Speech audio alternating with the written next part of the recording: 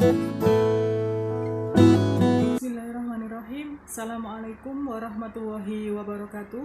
Alhamdulillahirabbil alamin wa bihi nasta'in ala umurid dunya waddin. Sayyidina wa maulana Muhammadin wa ala alihi wa sahbihi ajmain, amma ba'du. Sahabat-sahabat mahasiswa baru jurusan PAI angkatan 2020, marilah kita senantiasa meningkatkan rasa syukur kita terhadap Allah Subhanahu wa Ta'ala atas segala limpahan rahmat dan karunia-Nya, sehingga pada hari ini kita masih bisa bertemu walaupun melalui virtual. Sholawat serta salam tetap tercurahkan kepada beliau Nabi Agung Muhammad SAW. Semoga kita termasuk orang-orang yang mendapatkan syafaatnya kelak di yaumil qiyamah. Amin Allahumma amin. Apresiasi setinggi-tingginya terhadap segenap jajaran pengurus HMJ PAI karena masih meluangkan waktunya dalam keadaan pandemi seperti ini untuk memfasilitasi sahabat-sahabat mahasiswa baru angkatan 2020 dalam acara bertajuk Bincang Keakraban. Nah, saya di sini kemarin diminta oleh sahabat-sahabat pengurus HMJ PAI untuk turut serta dalam mengisi materi dalam Bincang Keakraban, yaitu dengan tema motivasi. Sebenarnya saya ini bukan motivator, tetapi hanya saja saya pernah kuliah di UIN Wali Songo jurusan PAI dan berproses di HMJ PAI. Makanya kita akan sharing saja terkait dengan bagaimana sih perkuliahan di UIN Wali Songo, bagaimana tentang jurusan PAI, apa saja yang harus kita lakukan ketika kita menjadi mahasiswa PAI. Nah, kita akan membahasnya, kita akan sharing seperti itu ya, sahabat-sahabat PAI 2020. Sebelumnya, saya akan memperkenalkan diri. Nama saya Novita Nur Inayah. Nama panggilan resmi saya adalah Novita. Nama panggilan yang diberikan teman-teman dekat saya adalah Opi. Saya berasal dari Tuban, Jawa Timur. Sekarang saya berprofesi sebagai guru di SMK Negeri 1 Tambakboyo.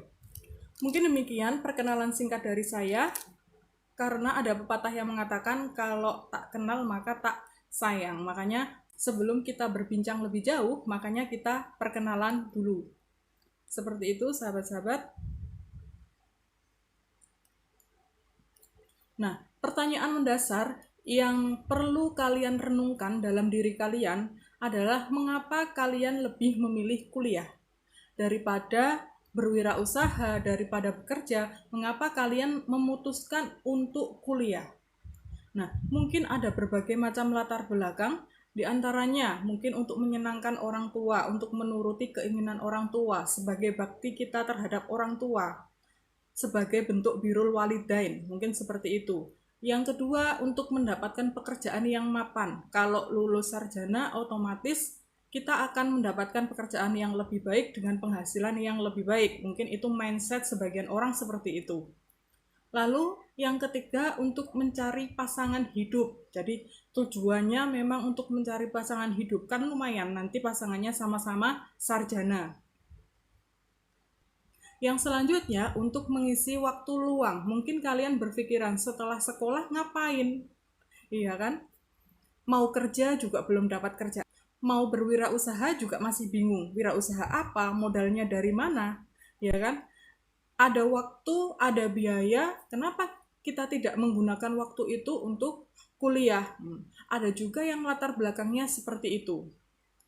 Nah, setelah alasan mengapa kalian lebih memilih kuliah, selanjutnya adalah mengapa kalian memilih jurusan PAI. Padahal di UIN Wali Songo Semarang banyak sekali jurusan. Ada jurusan matematika, jurusan bahasa Inggris, ada jurusan pendidikan bahasa Arab, dan lainnya yang masih banyak lagi. Kenapa kok PAI? Nah, mungkin kalian juga memiliki alasan tersendiri. Yang pertama mungkin karena keinginan pribadi. Jadi memang dari diri kalian, ya, secara individu, secara personal, kalian memang suka terhadap keilmuan PAI. Nah, yang kedua, karena saran dari orang tua. Bisa juga seperti itu, karena orang tua mikirnya nanti kalau lulus dari jurusan PAI, outputnya akan menjadi guru agama Islam. Nah, sedangkan di daerah kita ini sangat kekurangan guru agama Islam. Mungkin bisa juga seperti itu. Lalu ada juga yang daftar PAI atau memilih jurusan PAI karena ikut-ikutan teman. Jadi waktu di sekolah teman-temannya kebanyakan daftar jurusan PAI, untuk memilih jurusan teman-temannya memilih jurusan PAI, jadi ikut-ikut saja memilih jurusan PAI. Yang terakhir adalah keterimanya di jurusan PAI. Sebenarnya ingin di bahasa Inggris, sebenarnya ingin di matematika, fisika, tetapi keterimanya di jurusan PAI. Hal-hal ini wajar dialami oleh beberapa siswa yang hari ini menjadi mahasiswa. Nah, dari latar belakang ini akan memunculkan dua konsekuensi logis. Yang pertama adalah menjalani proses perkuliahan dengan sepenuh hati. Yang kedua adalah menjalani proses perkuliahan dengan setengah hati. Mungkin bagi sahabat-sahabat yang keinginannya dari diri sendiri, dari keinginan pribadi, lalu kalian mengenal jurusan PAI dan menikmatinya, mungkin kalian akan menjalani proses dengan sepenuh hati. Tetapi beda halnya jika kalian karena ikut-ikutan teman, karena keterimanya PAI, karena dorongan dari orang tua, ada unsur keterpaksaan di situ, dan akhirnya ketika kalian sudah masuk di PAI, kalian merasa tidak cocok dengan jurusan itu, maka kalian akan menjalinnya dengan setengah hati. Rata-rata seperti itu. Nah, untuk merubah mindset kalian tentang ini semua, tentang latar belakang ini, baik dari latar belakang mengapa kalian kuliah ataupun mengapa kalian mengambil jurusan PAI, mari kita sama-sama untuk fokus pada tujuan masa depan. Ya, karena apa? Segala latar belakang yang kita miliki, entah itu dari orang lain, entah itu dari diri kita sendiri, yang terpenting adalah apa tujuan kita ke depan. Hari ini Anda adalah sebagai mahasiswa. Tentunya memiliki tanggung jawab yang lebih berat daripada pemuda-pemuda selain mahasiswa. Mahasiswa memiliki tanggung jawab baik akademik maupun sosial. Maka dari itu, sahabat harus fokus pada tujuan masa depan. Kira-kira target kalian apa di masa depan? Setelah lulus kuliah, kalian mau apa? Nah, itu yang harus kalian persiapkan mulai dari sekarang. Mumpung hari ini Anda semua masih mahasiswa baru, masih memiliki energi yang penuh, masih memiliki semangat yang berapi-api. Nah, kalian harus bisa menyusun rencana mulai dari sekarang. Setelah lulus saya ingin jadi apa? Nah, setelah menyusun rencana seperti itu, maka kalian bisa memetakan ketika saya ingin seperti ini, maka apa yang harus saya lakukan di dalam kampus. Seperti itu.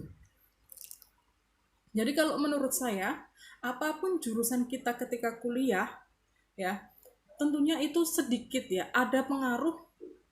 Kalau dibilang ada pengaruh terhadap nanti pekerjaan kita memang ada, tetapi tidak bisa 100% mempengaruhi. Yang mempengaruhi adalah proses kita ketika kita di kampus. Bagaimana kita mengembangkan kapasitas diri kita, itu yang sangat mempengaruhi. Hari ini Anda adalah mahasiswa jurusan PAI di kampus UIN Wali Songo Semarang. Tentunya Anda harus banyak bersyukur. Karena di luar sana banyak pemuda-pemuda seusia kalian yang ingin mengenyam pendidikan di bangku kuliah tetapi tidak tersampaikan.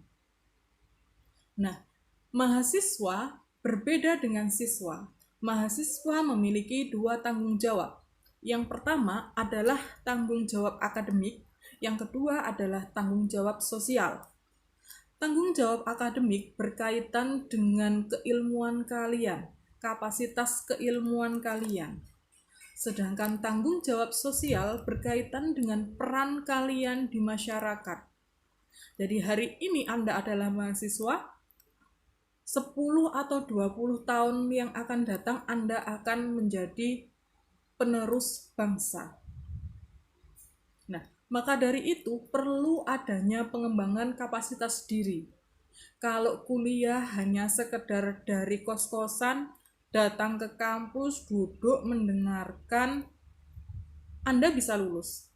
Tetapi Anda lulus hanya akan membawa satu lembar kertas bertuliskan transkrip nilai atau bertuliskan ijazah.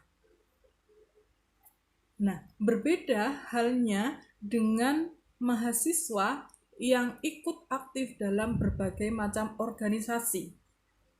Mereka tidak hanya mendapatkan ijazah, tidak hanya mendapatkan transkrip, tapi mereka memiliki berbagai macam pengalaman. Mulai dari kepemimpinan, mulai dari problem solving, atau juga kemampuan public speaking. Nah, itu bisa didapatkan di luar ruang kelas, tidak hanya di dalam ruang kelas. Jadi kuliah itu tidak hanya berada di ruang kelas. Gunakanlah ruang-ruang di luar ruang kelas tersebut sebagai media kalian untuk belajar. Maka dari itu, kalian harus fokus pada tujuan masa depan. Anda ingin menjadi apa? Anda mempunyai cita-cita apa? Tuliskan mulai sekarang. Nah, tentunya berbeda sekali antara keadaan sekolah dan keadaan di kampus. Banyak sekali perbedaan-perbedaan ketika kita masih menjadi siswa dan ketika kita sudah menjadi mahasiswa. Ketika kita menjadi siswa, di sekolah, sistem sekolah selalu ada yang namanya ulangan harian, ulangan tengah semester, atau ulangan akhir semester. Nah, sistem-sistem ini tidak bisa kita tolak, karena apa? Itu sudah masuk dalam bagian kurikulum. Lalu kemudian kita tidak bisa memilih mata pelajaran. Kelas 1 pelajarannya yaitu, kelas 2 jurusan IPA pelajarannya ini, IPS pelajarannya ini. Itu sudah tersistem semuanya. Kita juga tidak bisa memilih jamnya. Misalkan saya pengen jam pagi, jam siang, jam sore, tidak bisa memilih seperti itu karena sudah ditetapkan, ada aturannya di sekolah. Lalu tugasnya selalu dikoreksi, nilai bersifat fleksibel. Jadi nilai kalian kalau jelek ada yang namanya remedi di sekolah. Pemberian materi bersifat pelan. Karena apa? Menyesuaikan kemampuan siswa di masing-masing sekolah. Nah, kalau di perguruan tinggi bagaimana? Di perguruan tinggi ujiannya lebih sedikit. Mungkin ada yang namanya UTS, ada yang namanya UAS, tetapi terkadang itu juga tergantung dari kebijakan masing-masing dosen. Ada juga dosen yang tidak mengadakan UTS, lalu diganti dengan tugas menulis apa. Tidak mengadakan UAS, diganti dengan tugas akhir di mata kuliah tersebut. Itu juga ada. Mata kuliah fokus pada jurusan, dan ada mata kuliah pilihan. Jadi ini yang sangat membedakan dengan sistem di sekolah. Kalau di perkuliahan, misalkan kalian mengambil jurusan PAI, ya siap-siap Anda akan selalu bertemu dengan mata kuliah keislaman. Misalkan ada hadis tarbawi, ulumul hadis, mulai dari fikih, usul fikih, ulumul Quran, tasawuf, dan lain sebagainya. Nah, nanti juga ada mata kuliah pilihan yang bisa kalian pilih. Dan enaknya di kuliah, kalian bisa memilih kalian ikut kelas mana, ikut dosen siapa, jam berapa, kalian bisa milih. Lalu yang selanjutnya, belajarnya bersifat mandiri. Belajar mandiri adalah dengan menambah pengetahuan kalian sendiri. Jadi ketika kita sudah menjadi mahasiswa, kita tidak bisa selalu bergantung pada dosen. Berbeda ketika kita masih menjadi siswa. Kalau kita masih menjadi siswa, mungkin guru itu akan lebih peka terhadap peserta didiknya. Oh, anak didik saya kurang di materi ini, belum paham di materi ini. Itu mungkin guru memperhatikan seperti itu, tetapi di kampus berbeda lagi. Jadi kita harus memperbanyak bacaan agar pengetahuan kita itu bisa meningkat. Kalau kita hanya mengandalkan penjelasan dari dosen, kita tidak akan bisa berkembang. Yang selanjutnya adalah tugas tidak selalu diperiksa. Tidak seperti di sekolah. Kalau di sekolah misalkan kalian disuruh mengerjakan latihan 5, latihan 2, itu selalu diperiksa oleh guru. Nah, tetapi di perkuliahan ini tidak selalu diperiksa. Misalkan kalian disuruh untuk buat makalah, ya sudah, kalian bisa presentasi, nanti yang menanggapi adalah teman-teman kalian dalam satu kelas. Lalu nilai dalam perkuliahan lebih bersifat tegas. Jadi kalau dalam sebuah mata kuliah Anda menguasai, misalkan Anda akan mendapat nilai A, nilai B+, B, C, bahkan D ataupun E. Jika tidak lulus, tidak ada yang namanya remedi. Maka kalian harus mengulanginya di semester depan. Itu yang terpenting. Lalu yang terakhir adalah tanggung jawab sosial dan juga akademik. Yang seperti saya bilang tadi, bahwasanya mahasiswa memiliki tanggung jawab sosial dan juga tanggung jawab akademik. Tanggung jawab akademik berkaitan dengan pengetahuan kalian, wawasan kalian. Sedangkan tanggung jawab sosial berkaitan dengan peran kalian di masyarakat. Bagaimana Anda hari ini akan menentukan bagaimana Anda di masa depan. Nah, maka dari itu Anda harus mengoptimalkan proses perkuliahan sebagai bekal setelah lulus. Di sini saya menganalogikan proses perkuliahan dengan analogi persiapan naik gunung. Sebelum kita naik gunung, pasti kita akan berbelanja dan menyiapkan banyak keperluan, ya kan? Kita bisa berbelanja di pasar atau di warung-warung tetangga untuk menyiapkan bahan makan dan lain sebagainya. Lalu kita bisa menyiapkan perlengkapan, baik itu milik kita sendiri, menyewa atau pinjam teman. Itu juga bisa kita lakukan. Kita bebas memilih, kita bebas untuk membawa apa saja. Yang kemudian perlengkapan-perlengkapan tersebut kita kemas dalam sebuah carrier dan kita bawa untuk naik gunung. Kenapa kita harus membawa perlengkapan-perlengkapan tersebut? Karena kita tidak pernah tahu apakah nanti ketika kita sudah di gunung ada toko-toko atau warung-warung yang menjual perlengkapan tersebut. Kan pada waktu kita di puncak kita butuh obat. Nah, kita tidak bisa menjamin apakah di gunung ada yang jual obat. Kalau kita sudah membawa dari rumah, kita tinggal membuka carrier kita, mengeluarkan obat yang tadi kita bawa. Nah, proses perkuliahan pun demikian. Kalian bisa memilih apa saja, kalian bisa mengambil apa saja selama kalian di kampus. Kalian butuh apa, kalian bisa mempelajari di situ. Nah, ketika kalian sudah mempelajari berbagai macam hal, kalian lulus, di masyarakat butuh apa, kalian tinggal show up. Iya kan? Berbeda halnya kalau kalian di kampus hanya kuliah saja, tanpa membangun kapasitas diri. Ketika kalian lulus, baru kalian mencari-cari. Seperti tadi, mencari toko obat di gunung. Apakah selalu ada? Belum tentu.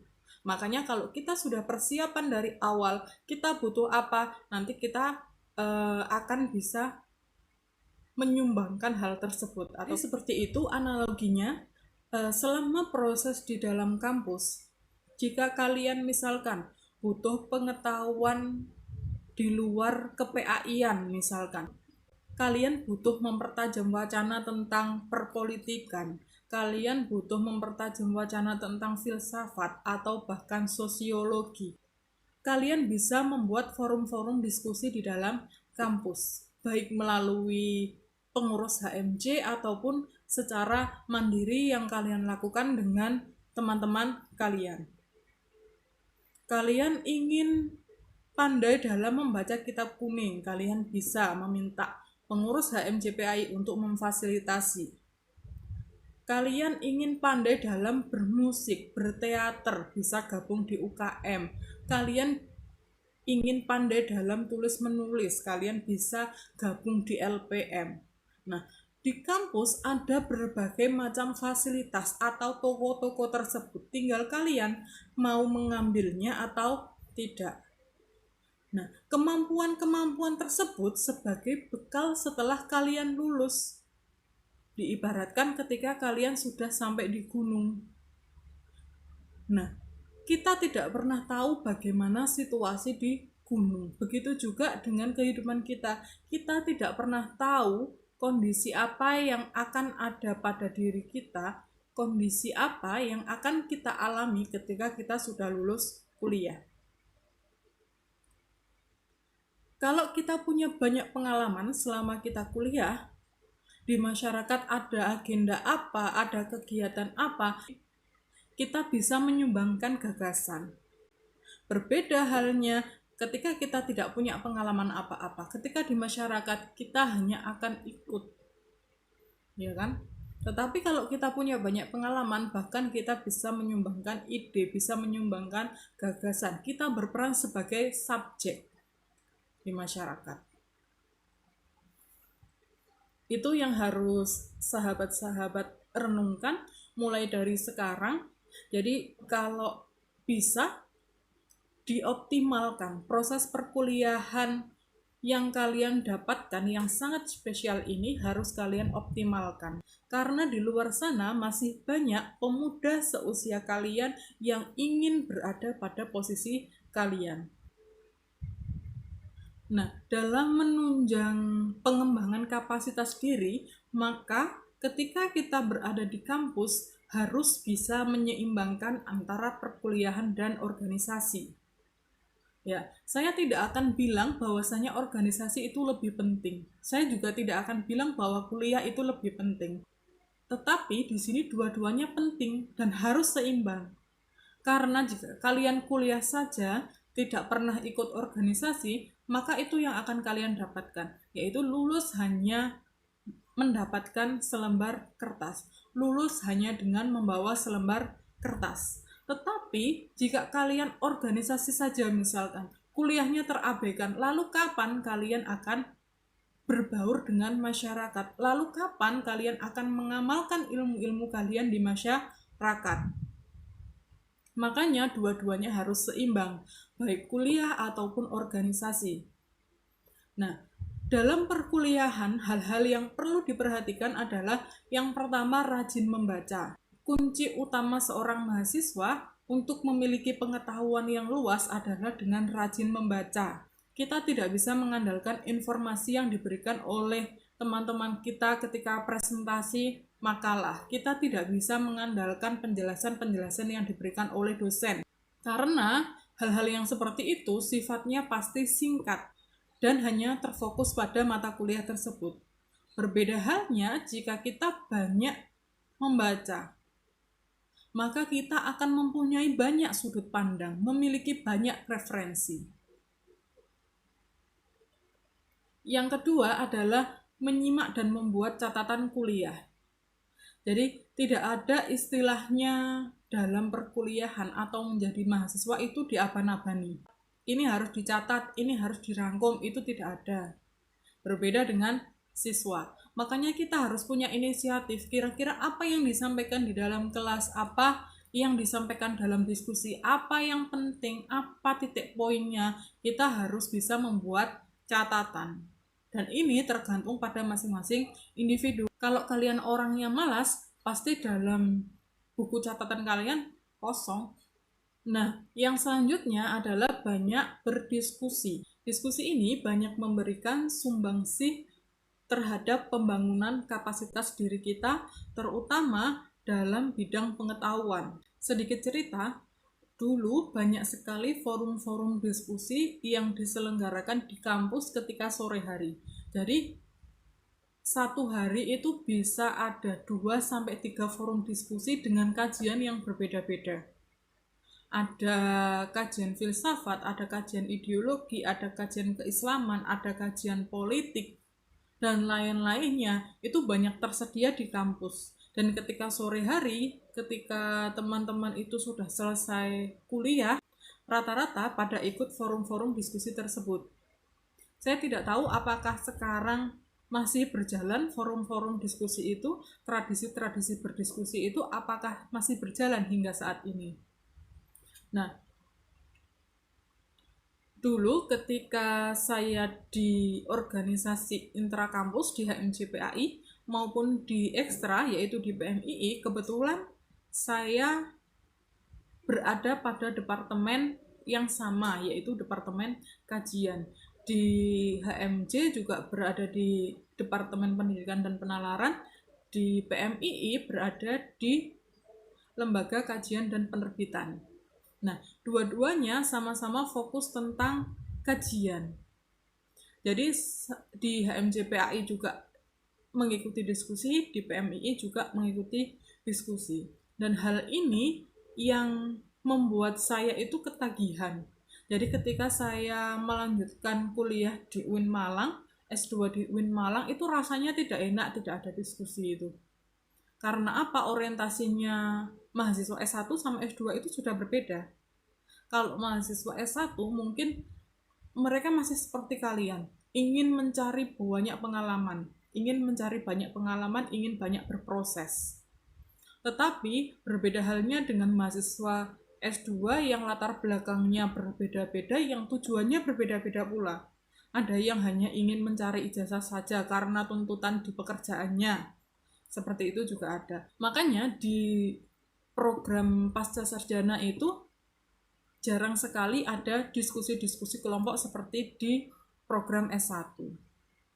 Mungkin ada diskusi di dalam kelas ataupun melalui seminar-seminar. Itu kan yang terkesan formal. Nah, diskusi-diskusi lesehan yang santai yang bisa membahas tentang apapun itu jarang. Di program pasca sarjana ini karena memang kebiasaan di S1 itu banyak mengikuti forum-forum diskusi, di sini saya merasa bahwasanya kok enggak enak kalau kuliah itu hanya berada di ruang kelas. Kuliah itu hanya mendapatkan pengetahuan dari seminar-seminar, dari penjelasan dosen, dari penjelasan teman-teman kita. Rasanya kok kurang, rasanya kok ada yang kurang seperti itu. Maka ketika kuliah di pasca sarjana, saya mengajak teman-teman saya dari berbagai macam jurusan itu untuk mengadakan sebuah forum diskusi. Jadi kita punya sebuah forum diskusi. Dulu angkatan saya itu ada sebuah forum diskusi yang dilaksanakan setiap malam Jumat. Diskusi ini diikuti oleh mahasiswa dari berbagai jurusan dan berbagai angkatan. Pokoknya siapa yang mau ikut, mari kita gabung.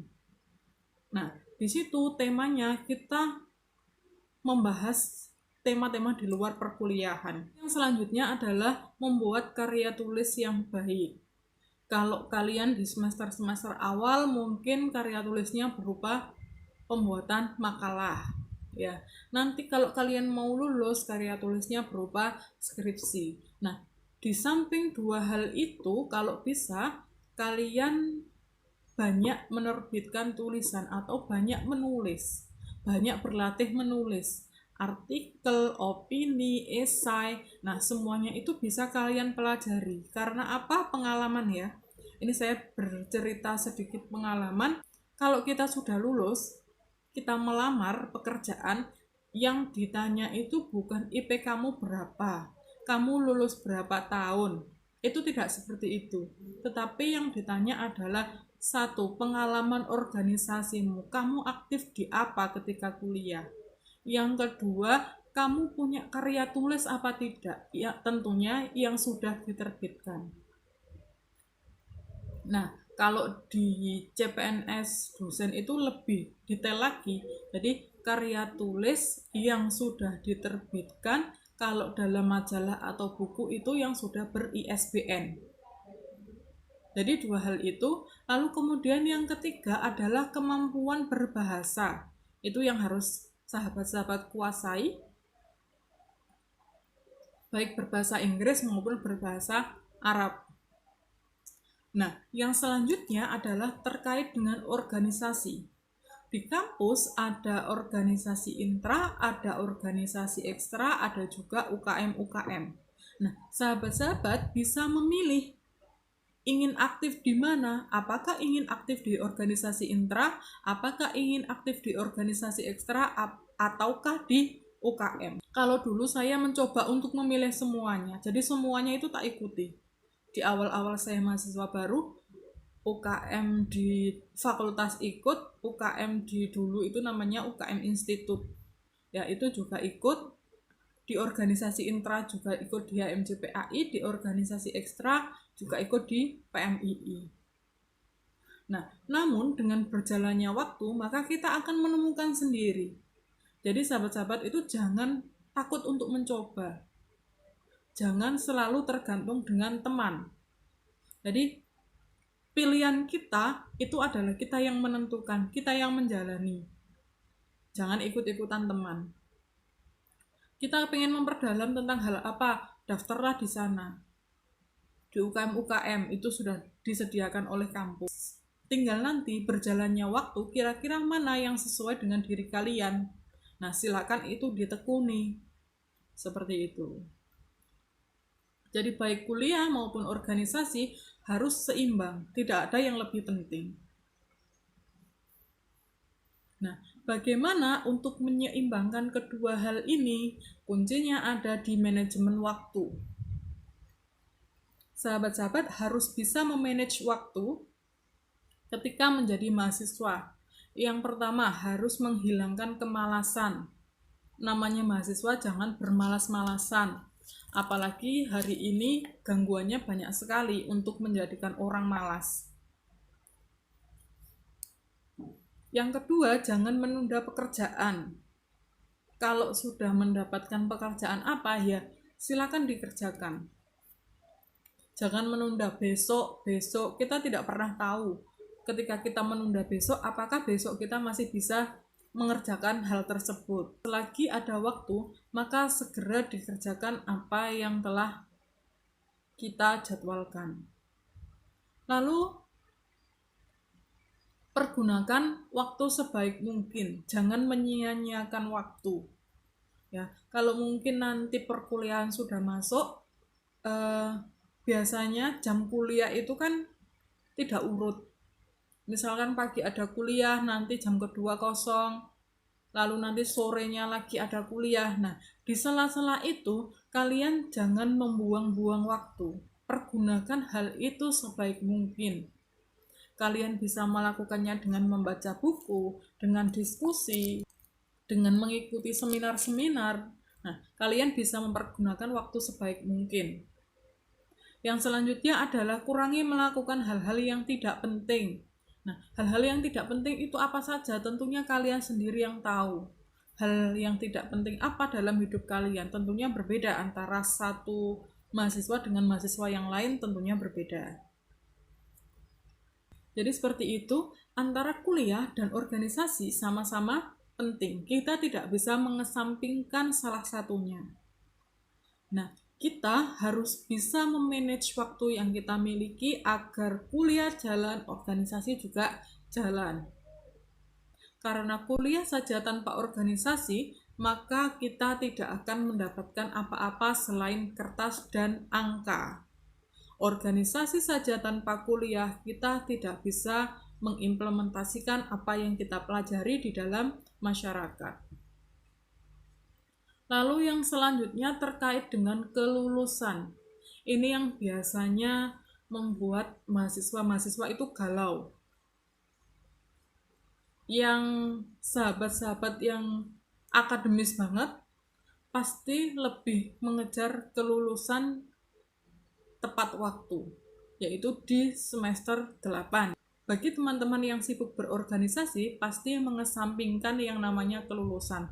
Nanti saja lulus, baru semester 8, baru semester 9. Nah, lama-lama ketika kita menunda hal tersebut, maka tidak terasa kita sudah 14 semester dan di DO.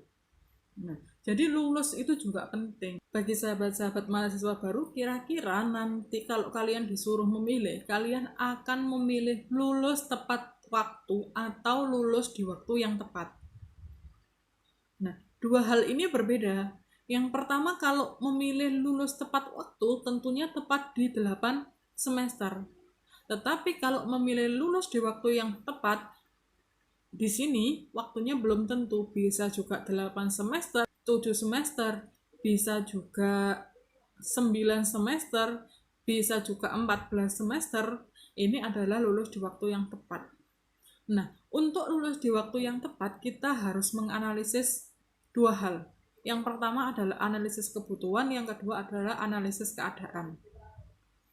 Analisis kebutuhan terkait dengan kebutuhan diri kita sendiri. Kebutuhan secara keilmuan apakah sudah terpenuhi? Kebutuhan dalam meningkatkan kapasitas diri apakah sudah terpenuhi? Kebutuhan dalam membangun jaringan, membangun relasi, apakah sudah terpenuhi? Nah, hal-hal ini yang bisa mengidentifikasi adalah diri kita sendiri. Makanya, waktu yang tepat bagi diri kita dengan orang lain tentunya berbeda. Yang kedua adalah analisis keadaan. Bagaimana keadaan orang tua kita yang membiayai kita? Bagaimana keadaan pendidikan di daerah kita? Hal itu juga menjadi referensi bagi kita untuk menentukan lulus di waktu yang tepat. Jadi, semua punya keadaan yang berbeda-beda, semua punya kebutuhan yang berbeda-beda. Tinggal bagaimana kalian bisa mengkondisikan kebutuhan dan keadaan kalian. Makanya saya tidak akan bilang jangan cepat-cepat lulus atau jangan lama-lama lulus. Kita tidak bisa menentukan hal itu. Kalian yang bisa menganalisis kebutuhan kalian, kalian yang bisa menganalisis keadaan kalian. Kalau pesan dari saya, pergunakan waktu sebaik mungkin ketika kalian menjadi mahasiswa. Karena apa? Kita belum tentu menjumpai hal-hal yang demikian ketika kita di masyarakat. Ibarat naik gunung tadi, ketika kita di masyarakat kita butuh apa? Kita tinggal mengeluarkan dari karir kita. Kita sudah memiliki banyak sekali keahlian. Jadi di masyarakat ingin apa, butuh apa, kita bisa memberikan sumbangsih. Seperti itu. Dan satu hal yang harus sahabat-sahabat mahasiswa baru ingat, bahwasanya Anda sekarang hari ini menjadi mahasiswa. Tapi 10 tahun ke depan, 20 tahun ke depan, kalian akan melanjutkan perjuangan bangsa Indonesia ini. Terutama dalam mendakwahkan Islam. Dalam menyampaikan Islam, karena bagaimanapun Anda semua ini adalah calon sarjana pendidikan agama Islam. Maka pesan saya, sampaikanlah ajaran-ajaran Islam itu yang berwawasan sejuk dan menyejukkan. Sampaikanlah ajaran-ajaran Islam yang moderat. Sampaikanlah ajaran-ajaran Islam yang tidak menghakimi antara satu orang dengan orang lain. Sampaikanlah ajaran Islam yang teduh, yang sejuk. Karena Indonesia hari ini butuh Islam yang demikian. Baik nanti kalian akan berjuang di bidang pendidikan ataupun di bidang yang lainnya, tentunya yang harus kalian bawa, yang harus kalian sampaikan adalah ajaran atau nilai-nilai dasar Islam yang sejuk, yang toleran, yang moderat. Karena kalian adalah lulusan dari jurusan PAI UIN Wali Songo Semarang.